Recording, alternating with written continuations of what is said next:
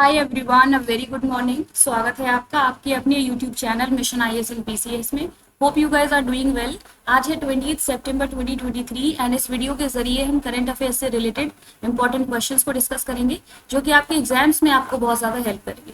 Guys, इसी तरीके से डेली बेसिस पर इन क्वेश्चंस को प्रैक्टिस करते रहिए और अपने नोट्स प्रिपेयर करते चलिए और इस वीडियो को एंड तक जरूर देखिएगा क्योंकि एंड में आप लोगों के लिए रिविजन क्वेश्चंस हैं जो कि आपको सॉल्व करने हैं और आपका जो भी स्कोर आता है इसको कमेंट बॉक्स में जरूर बताइएगा।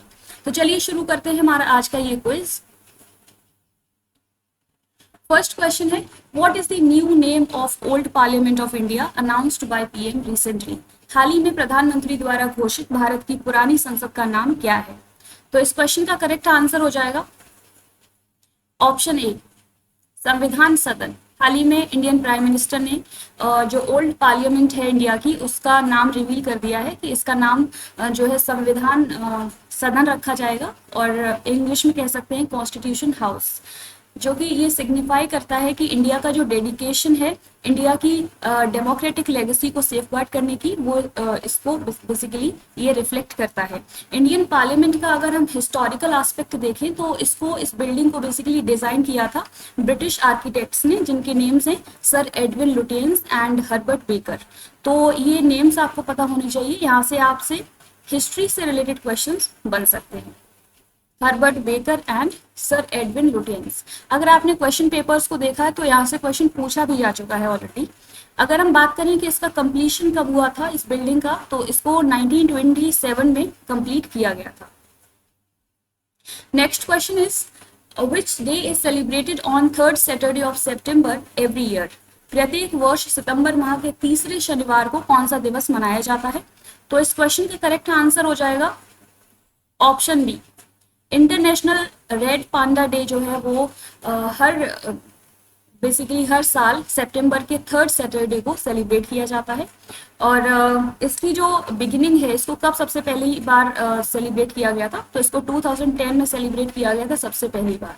और इसका ऑब्जेक्टिव है कि जो ये प्रजाति है रेड पांडा की, इसको जो भी प्रेजेंट टाइम में जो चैलेंजेस ये फेस कर रहा है उससे इनको प्रोटेक्ट करना basically. Next question is, PM Vishwakarma scheme is launched recently. What is the objective of scheme? प्रधानमंत्री विश्वकर्मा योजना हाल ही में शुरू की गई है। योजना का उद्देश्य क्या है। तो इस क्वेश्चन का करेक्ट आंसर हो जाएगा option B, providing collateral free loan to artisans. जो आर्टिजन सेक्शन है सोसाइटी का, उनको बेसिकली लोन प्रोवाइड करना, उन्हें किसी तरीके का कोलेटरल सबमिट नहीं करना पड़ेगा। और इस स्कीम के जरिए बेसिकली 2 लाख तक का लोन लिया जा सकता है। अगर हम इसके ऑब्जेक्टिव को देखें, जो ट्रेडिशनल आर्टिजन्स हैं उनको लो इंटरेस्ट रेट पर 2 लाख तक का लोन दिया जाएगा और इसके लिए उन्हें किसी तरीके का कोई कोलेटरल नहीं देना पड़ेगा। ये जो स्कीम है पीएम विश्वकर्मा स्कीम, इसको इंडियन प्राइम मिनिस्टर ने हाल ही में जो विश्वकर्मा जयंती का सेलिब्रेशन हुआ उस दौरान इसको लॉन्च किया और इसके जो बेनिफिशियरीज हैं उनको 5% तक का इंटरेस्ट रेट दिया जाएगा। 5% इंटरेस्ट रेट पर ये लोन ले सकते हैं। तो ये है इसके कुछ प्रोविजंस। इसके अलावा इस स्कीम में जो टारगेट रखा गया है वो 30 लाख फैमिलीज को कवर करने का रखा गया है। 30 लाख फैमिलीज को कवर किया जाएगा, उनको ये लोन प्रोवाइड किया जाएगा।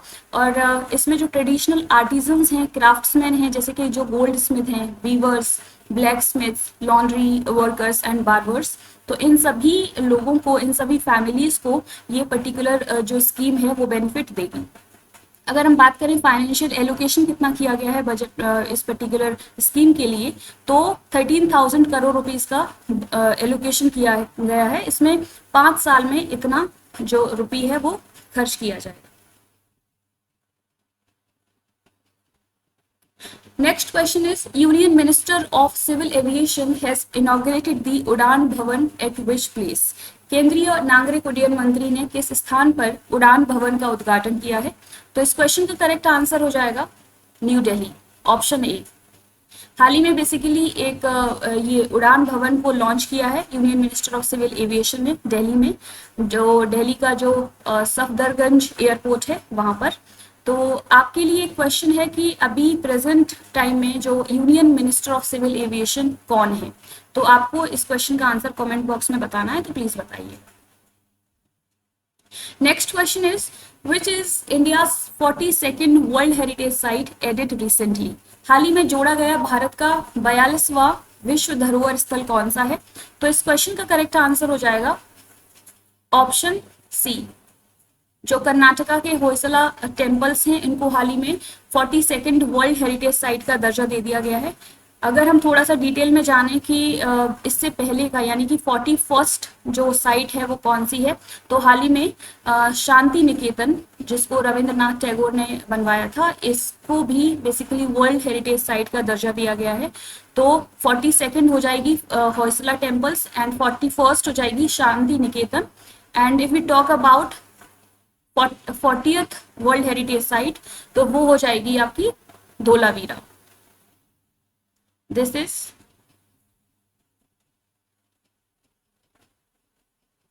40th।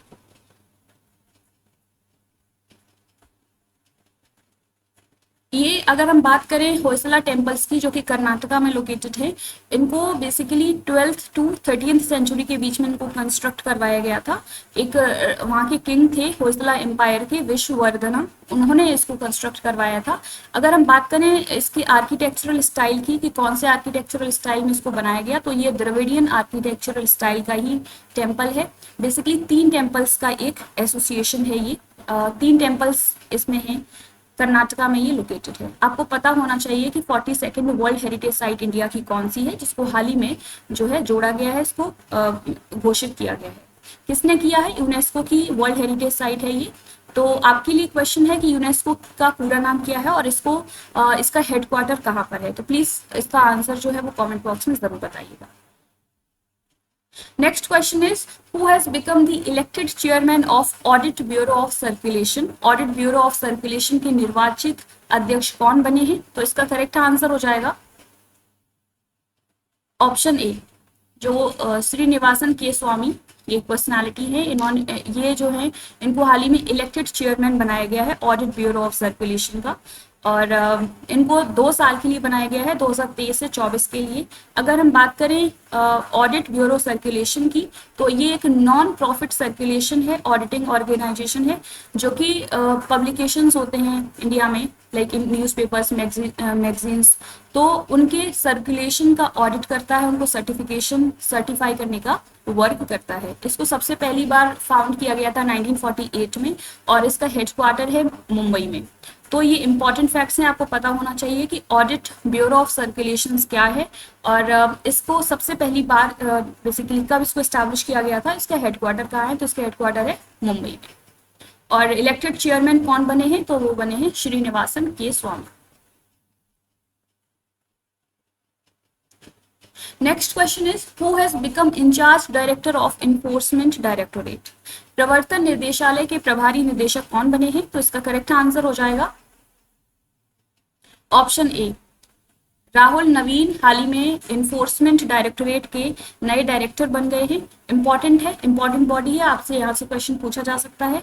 अगर हम बात करें कि इन्फोर्समेंट डायरेक्टोरेट क्या होता है, तो ये एक इन्फोर्समेंट लॉ इन्फोर्समेंट एजेंसी है, एक इकोनॉमिक इंटेलिजेंस एजेंसी है इंडिया की, जो कि इकोनॉमिक लॉज को इन्फोर्स करने के लिए रिस्पॉन्सिबल है। इसके अलावा जो भी इकोनॉमिक क्राइम्स होते हैं इंडिया में उनको टैकल करने के लिए रिस्पॉन्सिबल बॉडी है। इसको फाउंड किया गया था 1 मई 1956 को और इसका हेडक्वार्टर है न्यू दिल्ली में। इंपॉर्टेंट फैक्ट्स हैं, याद रखिए। अगला क्वेश्चन है which among the following is set to host Swavalamban 2023 seminar? निम्नलिखित में से कौन स्वावलंबन 2023 सेमिनार की मेजबानी करने के लिए तैयार है? तो इसका करेक्ट आंसर हो जाएगा ऑप्शन सी। इंडियन नेवी जो है बेसिकली एक सेमिनार को कंडक्ट करवाने जा रहा है जिसका नाम है स्वावलंबन 2023। ये एक naval innovation and indigenisation seminar है और ये इसका 2nd एडिशन है। तो आपको इसका एडिशन पता होना चाहिए कि स्वावलंबन 2023 का ये कौन सा एडिशन है जो कि 2023 में इसको कंडक्ट करवाया जाएगा। Next question is building of new parliament is inspired by the architectural style of which temple of India? नई संसद का भवन भारत के किस मंदिर की स्थापत्य शैली से प्रेरित है? तो इस क्वेश्चन का करेक्ट आंसर हो जाएगा ऑप्शन डी, 64 योगिनी टेम्पल जो है मध्य प्रदेश का, उस पर बेस्ड है ये न्यू पार्लियामेंट की बिल्डिंग। और अगर आपने प्रीवियस ईयर के क्वेश्चन पेपर्स को देखा है तो यूपीएससी में यहाँ से क्वेश्चन पूछा जा चुका है 64 योगिनी टेम्पल से, तो ये इंपॉर्टेंट है, नेक्स्ट किसी भी एग्जाम्स में भी पूछा जा सकता है, तो आपको पता होना चाहिए। ये जो 64 योगिनी टेम्पल है इसको एकाटेरसो महादेव टेम्पल के नाम से भी जाना जाता है एंड ये मध्य प्रदेश में लोकेटेड है।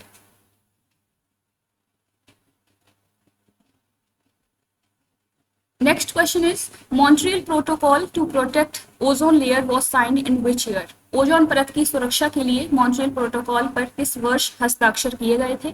तो इसका करेक्ट आंसर हो जाएगा ऑप्शन डी, 1987 में ये प्रोटोकॉल साइन किया गया था ग्लोबल लेवल पर, सो दैट कि जो भी ऐसे सब्सटेंसेस हैं जो कि ओजोन लेयर को डिप्लीट कर रहे हैं उनको रोका जाए, उनको स्टॉप किया जाए, इसलिए बेसिकली ये प्रोटोकॉल साइन किया गया था। ये अभी चर्चा में इसलिए है क्योंकि वर्ल्ड ओजोन डे हाल ही में सेलिब्रेट किया गया है 16 सितंबर को, जो कि हमने प्रीवियस क्लासेस में डिस्कस किया था, और ये इसका 29th एडिशन था वर्ल्ड ओजोन डे।